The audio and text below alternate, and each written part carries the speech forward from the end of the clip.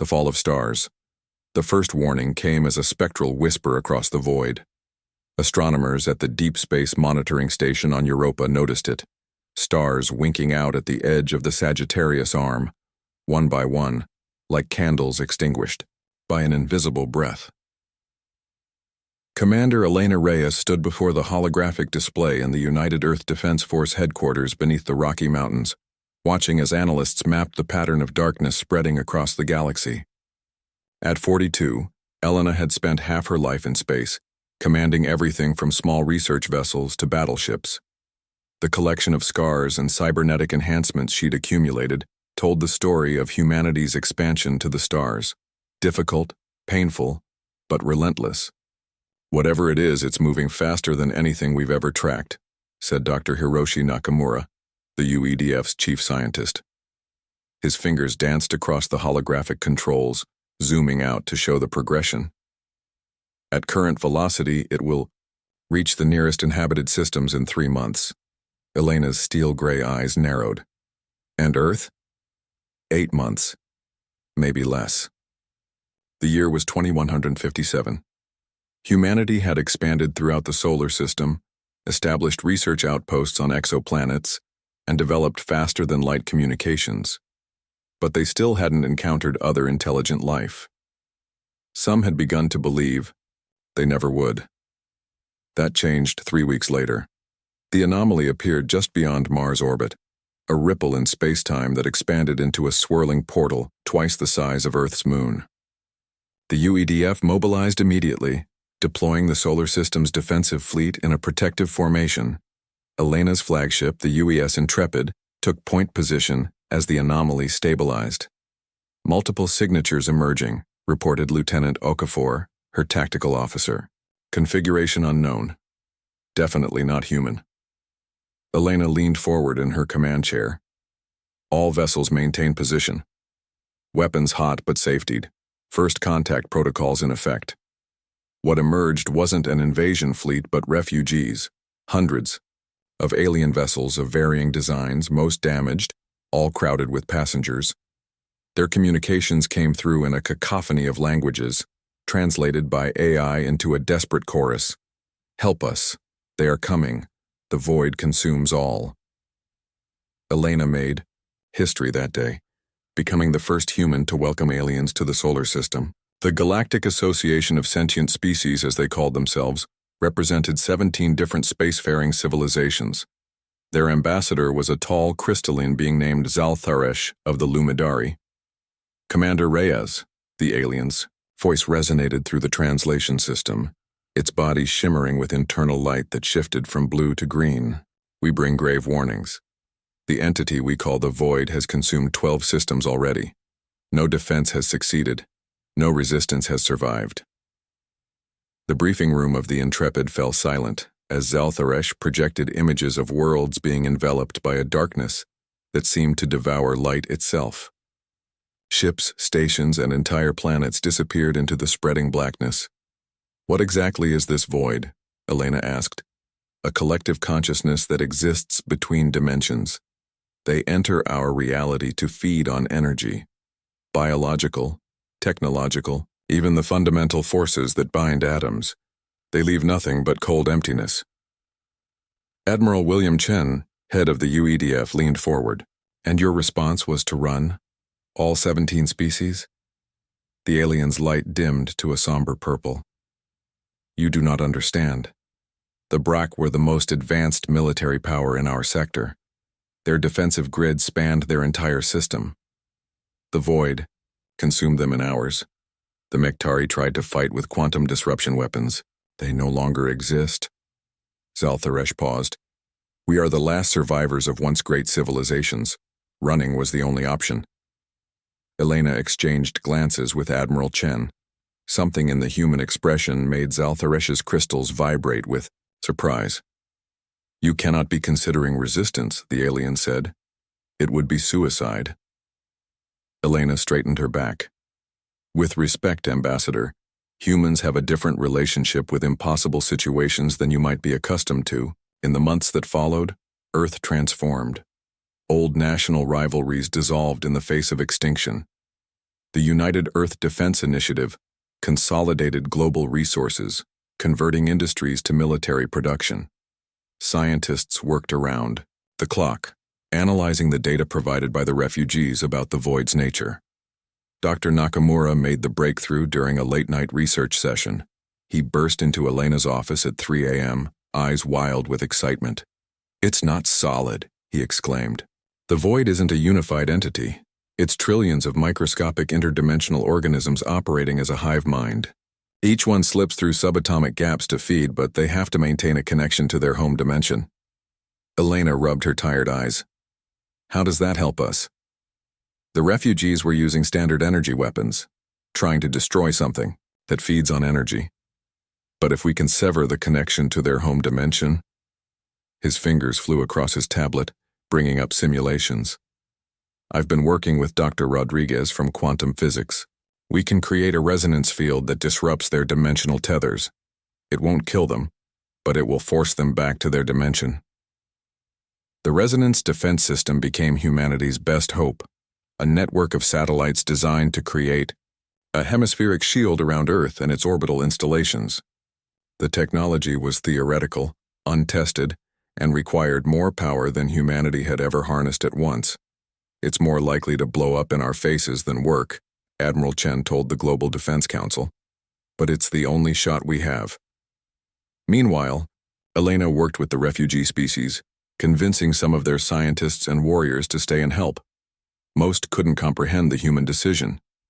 "Your species is young," Zaltharesh told her during a rare quiet moment on the Intrepid's observation deck. They watched as construction drones assembled massive resonance projectors in Earth orbit. "Perhaps that explains your unique perspective." "How so?" Elena asked. "You haven't learned the wisdom of survival yet." "Sometimes, Commander, the only victory is to preserve what you can and rebuild elsewhere. Or maybe we just haven't learned to accept defeat before we've even fought," Elena replied. "Every species has different instincts.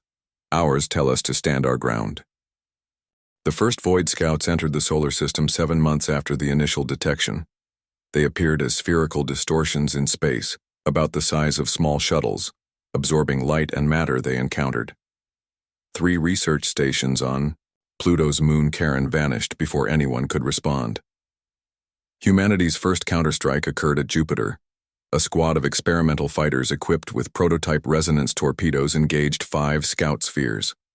2 fighters were lost, but 3 void entities were forced back into their dimension, the first victory against them in the known galaxy. As recordings of the battle spread across Earth and the colonies, a grim determination replaced fear. Humans began calling the invaders devourers instead of the void. A subtle but important psychological shift from an unstoppable force to an enemy that could be fought. The refugees watched these developments with astonishment. Some began to hope. Others prepared to flee farther. Elena stood in the UEDF war room as the main Devourer fleet approached Mars. Holographic displays showed hundreds of distortion spheres, some massive enough to engulf entire moons. "All defense systems are online," reported Admiral Chen. "Resonance satellites are charged to capacity. Ground-based projectors standing by." Elena checked her combat suit systems one final time. She would be leading the offensive strike team, a key, dangerous mission to deliver resonance bombs directly to the largest Devourer sphere. "The refugees report the Devourers have never encountered resistance at this scale," she told her assembled strike team. "They expect an abandoned world, not a fighting force.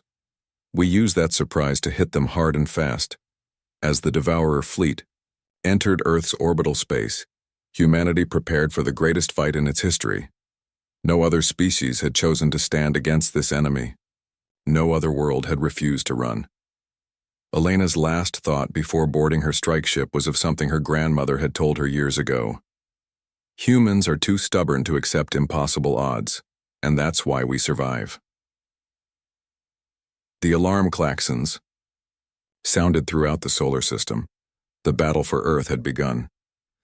The Devourer fleet emerged from hyperspace in perfect attack formation, a sphere of darkness punctuated by swirling vortices that seemed to bend the very fabric of reality around them. But instead of finding an abandoned planet with Easy resources to consume, they encountered humanity's full defiance. The first volley of resonance torpedoes streaked across space, their quantum fields distorting the vacuum around them. Where they struck the leading edge of the Devourer formation, space itself seemed to convulse. Several smaller void entities were ripped back through dimensional barriers, their connection to our reality severed. "First blood to humanity," muttered Admiral Chen from the command center beneath Mount Cheyenne. Holographic displays showed the battle unfolding across the solar system. "Launch the second wave. Activate the orbital resonance grid." Above Earth, massive satellites unfurled solar arrays the size of small cities, channeling unprecedented energy into resonance generators. A shimmering barrier began to coalesce around the planet, not solid but a disruption field that would prevent the Devourers from maintaining their interdimensional connection while passing through. Commander Elena Reyes led her strike team toward the heart of the enemy formation. The UES Spearpoint, a specialized insertion vessel coated with experimental stealth technology, carried 20 of Earth's finest soldiers and scientists. Their mission? Deliver a resonance bomb to what sensors identified as the command nucleus of the Devourer Collective. "They're adapting to our weapons," reported Dr. Abigail Williams, the quantum physicist monitoring the resonance readings. Her dark fingers danced across holographic controls as she made real-time adjustments. "The dimensional frequency is shifting. I'm recalibrating our systems." Elena nodded. The aliens had warned this would happen. The Devourers learned quickly, which was why other species' defenses had failed. But humanity had built adaptability into every system, expecting this very problem. "All teams, adjust to frequency pattern delta," Elena ordered through the neural comm. "Rotate resonance harmonics every 30 seconds. The Spearpoint shuddered as it passed through a cloud of microscopic Devourers. The hull temperature plummeted as the entities began to feed on the ship's energy. Warning lights flashed across Elena's neural interface. "Hull integrity compromised in sections 7 through 12, reported Lieutenant Marcus Vega, his voice steady despite the danger. "Sealing compartments. They're testing our defenses," Elena said. "Activate the internal resonance field." A high-pitched whine filled the ship as the defensive system engaged. The temperature stabilized as the feeding Devourers were forced back into their dimension. The cost was steep. The system drained 40% of their remaining power, but they were still moving. On Earth and throughout the colonies, humanity watched the battle unfold with collective breath held. In shelters deep underground and hardened bunkers and emergency habitats, people gathered around screens showing the defense of their world. Children clutched parents' hands. Strangers found comfort in shared hope and fear. Among them were the refugees who had chosen to stay, aliens who had been inspired by humanity's refusal to abandon their home. Zal Tharesh stood in the UEDF command center, crystalline body pulsing with anxious light as it monitored the battle. "Your people fight with remarkable coordination," the alien observed to Admiral Chen. "Even the Brack war minds never achieved such adaptation speed." "That's because we're not relying on AI or central command," Chen replied. "Every unit has initiative within the strategic framework. Humans perform best when we have both structure and freedom." The Devourer's response to humanity's resistance was escalation. The entities began to coalesce into larger forms, massive structures of non-matter that warped gravity and electromagnetic fields around them. A research station on Mars vanished in seconds. 3 defense platforms in Earth orbit were consumed before they could activate their resonance shields. "They're trying to overwhelm our defenses with concentrated attacks," Elena observed as the Spearpoint navigated through the chaos. "Direct all fleet elements to engage the largest formations. Don't let them combine forces." The space around Earth became a kaleidoscope of energies, the darkness of the Devourers contrasting with the brilliant flares of human weaponry and the shimmering fields of resonance barriers. Ships fought and died. Heroes were made in silent instants that would later be studied in military academies. Elena's team reached the command nucleus, a pulsating void nearly a kilometer across that sensors indicated was coordinating the Devourer attack. The Spearpoint's remaining energy reserves were channeled into one final stealth approach. "Resonance bomb armed," reported Dr. Williams. "But there's a problem. The delivery system is damaged. Someone will need to manually place it within the nucleus. Elena knew what that meant. The bomb's protective field would shield it from the devourer's feeding, but only the bomb, not whoever carried it. "I'll do it," she said before anyone could volunteer. "The rest of you prepare for immediate withdrawal." Lieutenant Vega stepped forward. "Commander, with respect." "That's an order, Lieutenant." Elena cut him off. "This mission succeeds or Earth falls. We can't risk failure." She sealed her combat suit and took the resonance bomb, a device no larger than a basketball but containing enough quantum distortion energy to rupture spacetime across a massive area. The airlock cycled, and Elena Reyes stepped into the void, thrusters guiding her toward the heart of the enemy. The moment she left the ship's protective field, she felt them, microscopic devourers seeping through her suit's shields, beginning to feed on her body's electrical impulses, her suit's power systems, the very atomic energy holding her together. The pain was extraordinary, but Elena had undergone neural hardening training. She compartmentalized the agony, focusing only on her trajectory. "Commander, your life signs are critical." Dr. Williams's voice came through the fading comlink. 20 seconds until total system failure. "Almost there," Elena gasped, the words requiring immense effort as the cold emptiness spread through her limbs. She could see the nucleus now, not with her eyes, which were failing, but with some deeper perception. It appeared as a pulsating network of connections, a map of pathways between dimensions. With her last strength, Elena activated the bomb and pushed it into the heart of the nucleus. As consciousness faded, she had one final thought. This is how humans fight. The resonance bomb detonated, creating a cascading quantum disruption that rippled through the Devourer collective. The command nucleus was severed from its home dimension, and with it, the coordinating intelligence of the invasion. Throughout the solar system, the smaller entities became disorganized, vulnerable to the coordinated human counterattack. The battle raged for 3 more days, but the outcome was decided in that moment of ultimate sacrifice. Without central coordination, the Devourers could be isolated and forced back through dimensional barriers. Humanity's resonance weapons proved devastatingly effective against the scattered enemy. 6 weeks after the invasion began, Admiral Chen announced victory. The solar system was secure. Scattered Devourer entities remained, but they were being systematically eliminated. Earth had suffered, millions dead, infrastructure damaged, but it stood unconquered. The news spread across space, carried by refugee vessels to distant stars. Humanity had done the impossible. They had faced the void and prevailed. In the aftermath, something unexpected happened. The refugee species began to return. First came the scientists and warriors who had stayed to fight alongside humans. Then others, drawn by stories of the species that refused to run. 1 year after the battle, a memorial ceremony was held in orbit above Earth. Representatives from 26 alien civilizations attended, standing alongside human leaders from every nation and colony. At the center of the gathering was a simple hologram, Commander Elena Reyes, her expression determined and eyes focused on a distant horizon. Zal Tharesh, now the official ambassador of the reformed Galactic Association, addressed the assembly. In our long histories, we had forgotten something that humans instinctively understood. There are things worth fighting for, even against impossible odds.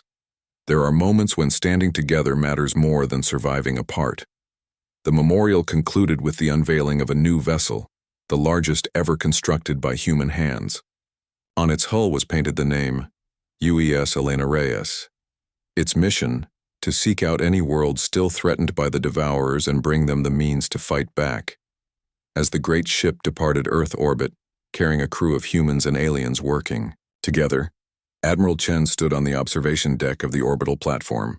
Beside him, a group of alien children from the refugee families listened as a human teacher told them the story of Earth's stand against the darkness. The void came to consume our world, the teacher said, but they didn't understand what they were facing. For when every species fled the invasion, only humanity stayed to fight. And in doing so, we changed the galaxy forever.